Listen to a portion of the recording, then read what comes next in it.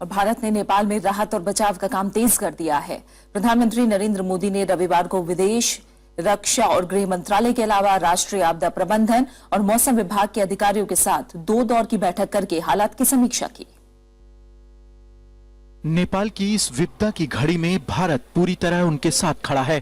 प्रधानमंत्री नरेंद्र मोदी ने रविवार को कहा कि बचाव और राहत कार्यों में भारत कोई कसर नहीं छोड़ेगा।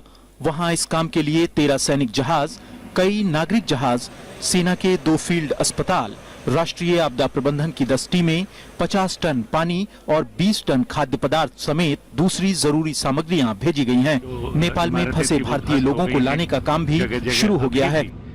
Expect to have 13 military aircraft go into Kathmandu. 4 of them are C-17s, 3 of them are C-130s, 4 of them are IL-76s, and 2 of them are AN-32s. In addition, we had some civil aircraft go in the morning, 2 Air India aircraft and 1 jet to bring back Indians who were stranded there. Nepal में भूकंप से भारी तबाही मची है। शनिवार को नेपाल में आए भूकंप का केंद्र काठमांडू से 27 किलोमीटर उत्तर पूर्व में था। मरने वालों की तादाद में लगातार इजाफा हो रहा है। रविवार शाम तक 141 लोगों को जीवित निकाला गया। We have in fact rescued almost 141 people from generally the area which would be treated as the epicenter of the earthquake. And they have been moved to the military hospitals or other hospitals in Kathmandu. Nepal में फंसे भारतीय लोगों को निकालने के लिए काठमांडू से हवाई जहाज ने 3 उड़ानें भरी। इसके अलावा बिहार, यूपी और उत्तराखंड से बसें भी भेजी जा रही हैं ताकि वहां फंसे लोगों को सड़क मार्ग से निकाला जा सके। हालांकि नेपाल में हो रही बारिश की वजह से परेशानियां आ रही हैं।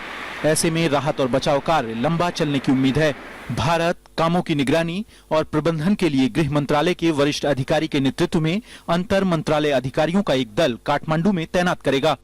एनडीआरएफ की जैसे 7 टीम ऑलरेडी डिप्लॉय हो चुकी हैं और 3 टीम आज पहुंची हैं और होपफुली 6 टीम कल रवाना हो जाएंगी।